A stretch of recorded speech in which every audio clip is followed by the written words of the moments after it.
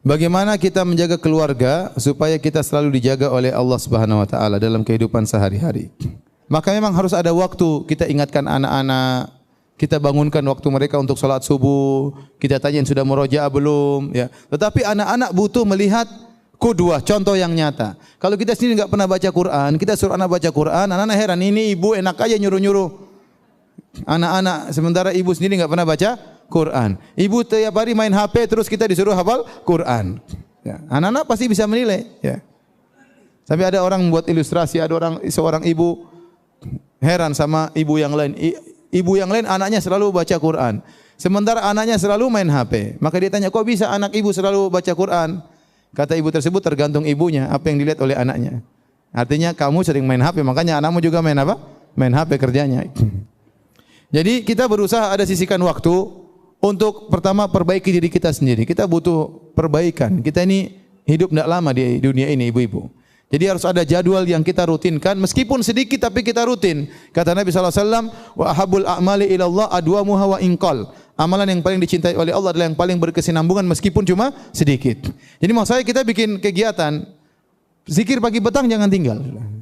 Ada sekarang ada di HP juga ada, di Halo Ustaz juga ada, di banyak program-program ada program bacaan zikir pagi petang. Kita baca pagi jangan lupa, petang jangan lupa. Ya. Kemudian jangan lupa ada program baca Quran. Setiap hari harus ada yang dibaca. Enggak boleh enggak ada yang dibaca. Meskipun 2 lembar, meskipun 3 lembar harus ada yang dibaca.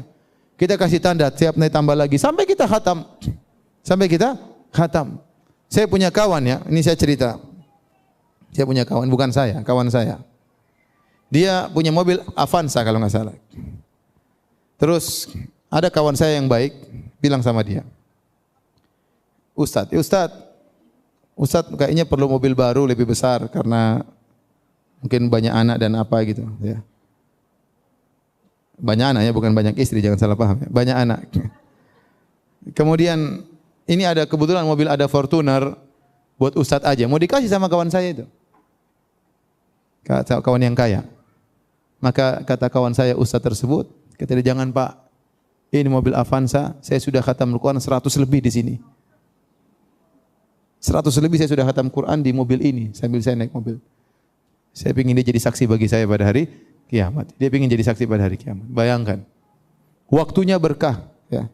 Sampai 100 kali khatam di mana? Di mobil. Ibu di rumah sudah berapa kali khatam Quran di rumah? Berapa khatam episode sinetron di rumah? Semuanya akan dicatat dan akan minta pertanggungjawaban. Ini pengaruh masa depan kita di akhirat. Maka seorang sisihkan waktu untuk baca Quran, sisihkan waktu untuk negur anak-anak, sisihkan waktu untuk ngajak suami pengajian, bangunkan suami salat subuh, ya, cium keningnya, Mas. Saya senang kalau punya suami salat subuh di masjid, ya. Begitu dia pulang kita servis dia, kita bangga suami kita salat di masjid, seperti itu.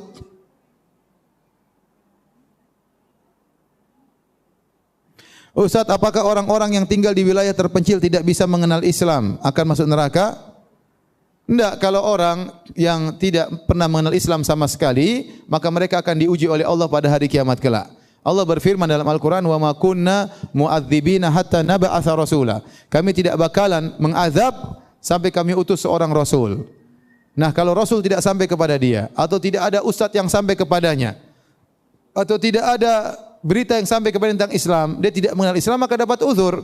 Dia akan dibangkitkan oleh Allah dan akan diuji pada hari kiamat kelak dengan cara Allah Subhanahu wa taala. Dan itu ada di zaman dahulu banyak. Kita bicara 100 tahun yang lalu, belum ada internet, belum ada medsos, belum ada macam-macam. Banyak orang-orang tinggal di pedalaman, tinggal di belantara Afrika, belantara Papua, di belantara Amerika, yang mereka tidak mengenal Islam sama sekali, atau mereka tinggal di suatu negara Eropa yang semuanya adalah Nasara, tidak ada Islam sama sekali. Nah, orang tersebut secara KTP mereka kafir. Kalau mereka meninggal maka dikubur dengan tata cara kafir, tapi hakikat mereka di akhirat itu urusan Allah Subhanahu wa taala. Ya, tetapi kalau kita bicara uzur zaman sekarang ini, uzur semakin kecil. Kenapa? Karena medsos semakin banyak, komunikasi semakin banyak, orang kalau mengenal Islam mudah, ya. Orang mengenal Islam juga apa? Mudah. Sehingga uzur semakin kurang. Saya bilang, ya ukhti, anti itu jadi orang Islam itu bahagia, ukhti. Oh, Islam itu membawa kebahagiaan. Islam itu membawa kebahagiaan.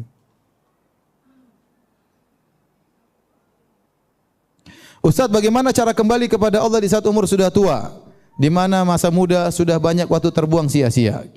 Dalam riwayat hadis Nabi mengatakan, maknanya saya lupa lafalnya, tapi in ahsanta fima baqi yughfar laka ma qad madha wa in asa'ta fima baqi, kalau kau berbuat baik sisa umurmu akan diampuni dosa-dosamu yang telah lalu, dan penghujung yang baik. Tapi kalau di masa tuamu ternyata kau berbuat keburukan, akan diadab engkau dihukum yang telah lalu maupun yang akan datang. Maka tidak ada kata terlambat. Seorang bertobat di umur berapapun, selama dia bertobat kepada Allah, sisa umurnya dia berusaha sebaik-baiknya. Yang Allah lihat kualitas. Bisa jadi lihat dalam hadis Allah memasukkan seorang di surga gara-gara dia menghilangkan gangguan di jalan. Kenapa dia tulus waktu menghilangkan gangguan di jalan tersebut? Jangan sampai dia injak orang, maka dia pindahkan. Gara-gara hal tersebut Allah ampuni dia, Allah masukkan dalam surga. Lihatlah Sa'ad bin Mu'adz radhiyallahu taala anhu, masuk Islam umur 30 sekian, meninggal umur 36 atau 37. Umur dia masuk Islam cuma 6 tahunan. Tetapi waktu dia meninggal, ihtazza arsyur rahman, maka arsy Allah bergetar karena meninggalnya siapa? Sa'ad bin Mu'adz. Padahal dia cuma Islam berapa tahun? 6 tahun. Jadi seorang berusaha, tidak ada kata sia-sia, tidak ada kata terlambat. Masa lalu biarlah, Allah kasih kita hidayah umur 60, berusaha. 60 ini kita berusaha semaksimal mungkin. Ada seorang sahabat ditanya, kenapa anda semakin tua semakin semangat? Kata dia, tahukah anda bagaimana kuda kalau berlomba? Tatkala sudah mau di penghujung titik finish, dia akan mengerahkan tenaganya sehabis-habisnya supaya mencapai titik finish. Demikian juga saya. Kalau kita tahu sudah mau meninggal, umur sudah tua, maka jangan kita malas-malasan, semangat. Semaksimal mungkin tentunya, semampu mungkin. Dan berdoa kepada Allah, minta kepada Allah, semuanya ringan bagi Allah. Ya Allah, berikan aku surga Firdaus. Ya Allah, dulu masa laluku kelam dan kelabu. Sekarang waktu tinggal sedikit, ya Allah, buatkanlah aku semangat, berikanlah aku surga Firdaus. Kita minta kebahagiaan yang abadi di akhirat. Dan kalau Allah mau kasih, apa susahnya bagi Allah Subhanahu wa taala? Allah kasih anti surga Firdaus, emang merugikan orang lain? Kan tidak kan? Mudah bagi Allah. Maka minta kepada Allah di masa penghujung ini, tidak ada kata terlambat. Berusaha semaksimal mungkin beribadah kepada Allah Subhanahu wa taala. Ustaz, apa ada kekhususan bulan Rajab seperti amalan-amalan yang biasa banyak dilakukan oleh di bulan ini?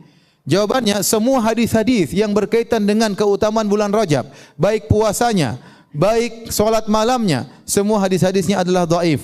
Dan ini telah dijelaskan dan ditegaskan oleh Al-Imam Al-Hafidz Ibnu Hajar rahimahullahu taala dalam kitabnya Tabyinul Ajab bima warada fi syahri Rajab, tentang hadis-hadis yang berkaitan dengan bulan Rajab, dan hadis-hadisnya semuanya dhaif. Saya bacakan perkataan Al-Imam Ibnu Hajar dari mazhab Syafi'i. Beliau berkata, "Lam yarid fi fadli syahri Rajab wala fi siyamihi wala fi siyami syai'in minhu muayyanin wala fi qiyami lailatin makhsusatin fihi haditsun sahihun yaslulu lil hujjah." Tidak datang hadis yang sahih pun yang bisa dijadikan hujjah dalam bulan Rajab, tentang keutamaan bulan Rajab, tentang keutamaan puasa di bulan Rajab, tentang salat malam di bulan Rajab, tentang puasa tertentu, tentang salat tertentu, semua hadisnya apa? Dhaif. Kemudian beliau berkata, wa qad sabaqani ilal jazm bidzalik al-Imam Abu Ismail Al-Harawi Al-Hafidz. Dan setelah mendahuluiku, bukan aku yang mengatakan ini pertama. Sebelumku sudah ada yang berkata demikian, yaitu Al-Imam Abu Ismail Al-Harawi Al-Hafidz. Dia juga mengatakan semua hadis yang berkaitan tentang bulan Rajab semuanya apa? Dhaif. Tetapi Ustaz, apa kita dianjurkan untuk puasa? Ini apa? Silakan puasa, terutama bulan Rajab, bulan Muharram. Ya. Kata Nabi SAW, afdalus siyami ba'da Ramadan syahrullahil Muharram. Sebaik-baik puasa setelah puasa di bulan Ramadan adalah puasa di bulan Muharram. Nah, bulan Muharram ini ada yang mengatakan maksudnya memang bulan Muharram, ada yang mengatakan Asyhurul Hurum, yaitu bulan-bulan haram. Dan bulan-bulan haram adalah Rajab, Dzulqa'dah, Dzulhijjah, Muharram. 4 bulan ini dianjurkan untuk apa? Berpuasa. Di antaranya bulan Rajab. Tetapi tidak ada barang siapa yang puasa di 5 hari pertama, 10 hari pertama, 2 hari pertama, pahalanya sing semuanya dhaif. Semuanya apa? Dhaif. Barang siapa yang salat di malam Jumat pertama disebut salat raghaib, ini juga hadisnya dhaif. Oleh karenanya Al-Imam Nawawi rahimahullah taala mengatakan salat di malam Jumat pertama setelah salat atau setelah salat maghrib atau setelah salat maghrib, antara maghrib dan isya di malam Jumat pertama di bulan Rajab, yang orang bilang dengan salat ragaib adalah bid'atun munkarah. Kata Al-Imam Nawawi adalah bid'ah yang mungkar. Kenapa? Hadisnya enggak ada. Kita tidak boleh bikin syariat salat-salat sendiri. Tidak boleh. Ada orang pernah tanya sama saya, Ustaz, apa hukum salat birrul walidain? Saya bilang, apa salat birrul walidain? Enggak ada. Yang ada salat duha ada, salat malam ada, salat taubat ada, tapi salat birrul walidain enggak ada. Kalau berbakti kepada orang tua jangan bikin namanya salat birrul walidain. Nanti lama-lama ada yang bikin salat poligami. Jadi tidak ada, kita enggak boleh bikin ibadah-ibadah yang baru, ritual-ritual ibadah baru enggak boleh.